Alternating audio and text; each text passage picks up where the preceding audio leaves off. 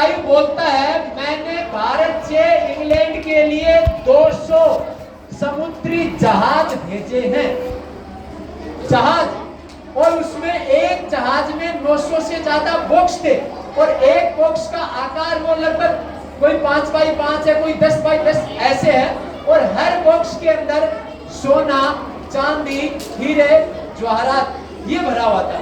हमें कहता है ना भारत सोने की चिड़िया था, वास्तव में था। और अब भी यहाँ जो महिला शक्ति बैठी है उसने भी पता नहीं कितना सोना पहन रखा। तो ये सोना आया कैसे? ये सोना आया कैसे? हमारा व्यवसाय दुनिया में हर देश में था। ढाका की मलमल, जिसके लिए ये कहा जाता है कि एक माचिस की डिब्बी में आ जाता था, क्या वो बिना तकनीकी के संभव था? जो कोणार्क का सूर्य मंदिर है, जो अपने मदुरई का मीनाक्षी मंदिर है, जो हमारा 4 धाम है, उनमें बने हुए जो उच्च स्थान है, क्या वो बिना तकनीकी के संभव थे? ये जो पिलर खड़ा है इसमें भी कुछ तकनीकी लगी होगी। इसकी आयु 30 साल, 40 साल, 50 साल है, वो 500 साल, 1000 साल से खड़े हैं। तो क्या भारत में तकनीकी नहीं थी? तकनीकी थी। वो सारी तकनीकी ऐसे थी जो प्रकृति के अनुकूल थी, प्रकृति के खिलाफ नहीं थी। जैसे मैं उदाहरण दे रहा हूँ, अभी हम पानी पी रहे हैं, लेकिन उस बोतल में हमने कम से कम 500 बोतल पानी की खाली कर दी। वो बोतल कहाँ जाएगी? धरती में जाएगी। पानी तो पिया, लेकिन उसका बैड इफेक्ट क्या पड़ा? उस धरती को पॉल्यूटेड करेगा। पहले भी सारी तकनीकी थी, लेकिन वो प्रकृति के अनुकूल थी, वो तकनीकी संस्कृत निष्ठ थी। तो संस्कृत भारती क्या करती है? संस्कृत भारती 20 घंटे में संस्कृत बोलना सिखाती है, और ये इस मंच पर चढ़ने की पहली सीढ़ी है, ये अंतिम सीढ़ी नहीं है। एक किसान अपने खेत में एक बोरी बीज लेकर के जाता है, वो किसान उस खेत के अंदर पूरी बोरी को बीजता है, उसमें से हजारों बीज अंकुरित नहीं हो पाते, और जो अंकुरित होते हैं तो हवा का झोंका लग करके, पानी की बौछारें लग करके नष्ट हो जाते हैं। उसके बाद जो कुछ मजबूत बीज होते हैं वो ऊपर आते हैं। उसके बाद उनके चारों तरफ कुछ झाड़ झंकाड़ खरपतवार लगती है, जैसे हमारे जीवन में व्यसन लगते हैं। उससे एक किसान उसको वो हल और उसके माध्यम से उसको उखाड़ता है, और अंत में कुछ ही किस्मत वाले बीज रहते हैं जो पुष्पित और फलवित हो पाते हैं। हम भी एक 20 घंटे में संस्कृत सीखने का एक बीज व्यक्ति के मस्तिष्क में डालते हैं। उस बीज का पूर्व जन्म का संस्कार कितना है, वर्तमान जन्म का पुरुषार्थ कितना है, और भावी जीवन उसे कैसा बनाना है।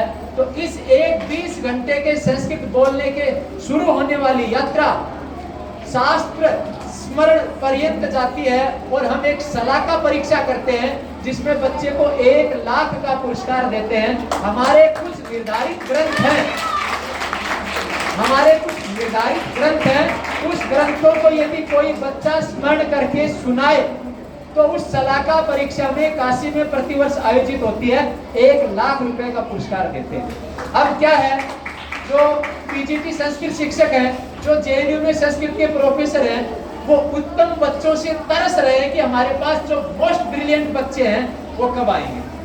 अब हो क्या रहा है, जिसके 40% अंक हैं, जिसके 50% अंक है, बेटा तू संस्कृत ले ले, और जिसके 80, 90, 95% अंक है, तू तो बॉटनी ले बेटा, पीसीएम ले, पीसीबी ले। अरे ले, बहुत अच्छी बात। लेकिन उस पीसीबी और पीसीएम के साथ यदि संस्कृत में एक एडिशनल कोर्स पे लेगा तो वो कभी डॉक्टर बनने के बाद मानव सेवा ही करेगा। वो एक मकान से शुरू होने वाला हॉस्पिटल वो कुछ ही सालों में बहुत बड़ी बिल्डिंग में चेंज नहीं होगा, वो मानवता की बिल्डिंगें खड़ी करेगा। और दूसरी तरफ यदि उसने पीसीबी ली है, पीसीएम ली है, उसने मैथ लिया है, तो वो एक वास्तव में राम सेतु की तरह वो स्थापत्य कला का निर्माण करेगा। वो ऐसा सेतु नहीं बनाएगा जिसका उद्घाटन आज होगा और कुछ ही वर्षों में ध्वस्त हो जाएगा। वो ऐसा निर्माण करेगा कि वो सदियों तक चलेगा, और वास्तव में वो अभियंता बनेगा। क्यों? क्योंकि वो संस्कृत से उसने जो संस्कार सीखे वो कभी अपने संस्कारों से विचलित नहीं होगा।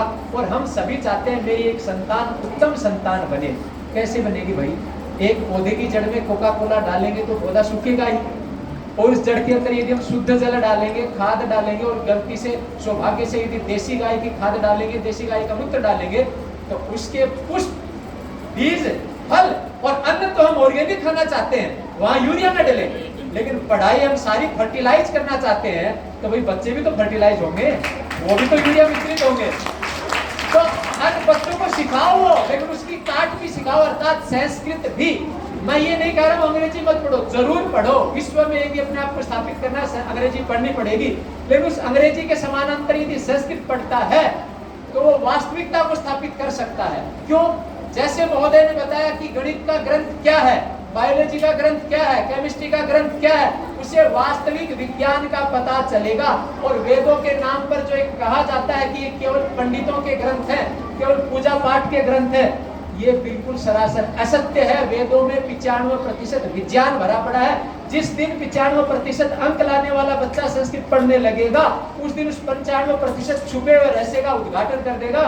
संदीप माहेश्वरी अमेरिका में, संदीप माहेश्वरी अमेरिका में मैथ के प्रोफेसर हैं और मूलतः भारतीय हैं। वो जो ब्रिलियंट बच्चे होते हैं वो अपने एक एक पल का हिसाब किताब रखते हैं।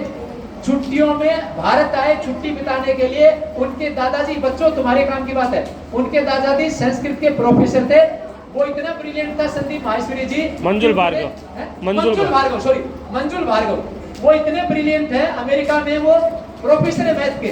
उन्होंने एक पांडुलिपि देखी, उसके श्लोक को बार बार पढ़ा तो उनको ये लगा ये श्लोक मेरे से कनेक्ट है, और जिस समस्या को अमेरिका पिछले 2 सालों से जूझ रहा है उसका निदान चाहता है, इसमें उसका समाधान है और मेरे पास व्यवधान है, क्योंकि मैं उसके अर्थ को जानता नहीं हूँ। तो वो अपने दादाजी के पास गया, दादा या नाना जो उनके थे, उनके पास गया, उस अर्थ को समझा, उस अर्थ को समेट करके अपने साथ ले गया और अमेरिका की 200 सालों की गणित की जो समस्या थी उसका समाधान कर दिया। और उस समाधान के आधार पर उनको फील्ड मेडल पुरस्कार मिला, जो इक्वल टू नोबेल होता है। साइंस में कुछ नया करने पर, शांति में कुछ नया करने पर नोबेल मिलता है, मैथ में कुछ नया करने पर फील्ड मेडल मिलता है। और मंजुल भार्गव ने वो इसी संस्कृत के एक श्लोक के माध्यम से किया। अगर ऐसे ऐसे ब्रिलियंट बच्चे यदि संस्कृत के छुपे हुए रहस्य को निकालने लगेंगे तो न जाने क्या क्या आविष्कार होगा। और आविष्कार होगा कब? जब उसकी शुरुआत संस्कृत से होगी। आप सारे विषयों को साथ पढ़ते हुए संस्कृत भी पढ़ें, और संस्कृत भारती निःशुल्क रूप से पढ़ाती है। अब तो इसके कोरोना के बाद आपको फिजिकली आने की भी जरूरत नहीं है, हम इसी के माध्यम से आपको पढ़ाते हैं, कोई भी शुल्क नहीं लेते। संस्कृत भारती 40 सालों से चल रही है। असिस्टेंट प्रोफेसर है, संस्कृत टीचर हूँ, संस्कृत टीचर है, संस्कृत टीचर है, संस्कृत टीचर है, संस्कृत टीचर है। अपने घर से अपना खर्चा करके आए हैं, कोई पैसा नहीं, कोई छुट्टी नहीं, कोई धन नहीं, कोई तन नहीं। एक होता है अर्थ, एक होता है स्वार्थ और एक होता है परमार्थ। अर्थ कमाओ, बहुत अच्छी बात है, स्वार्थी बनो, लेकिन अच्छे कार्यों के लिए स्वार्थी बनो, लेकिन परमार्थी भी बनो, क्योंकि अंत में परमार्थ ही काम आएगा। उसी परमार्थ के लिए हम सारे लगे हुए।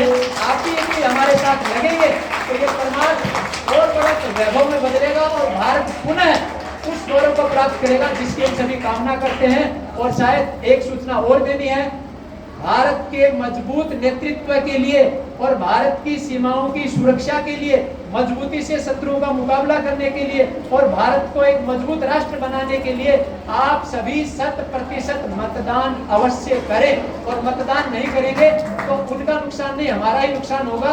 और मतदान करेंगे और 100% मतदान करेंगे जो भारत को अच्छा नेतृत्व दे सकता है, जो भारत की सीमाओं की अच्छे से सुरक्षा करवा सकता है, जो भारत को विश्व में स्थापित कर सकता है, ऐसे आप चुने। मैं किसी पार्टी का नाम नहीं ले रहा, मैं तो कर रहा हूँ 100% मतदान करें।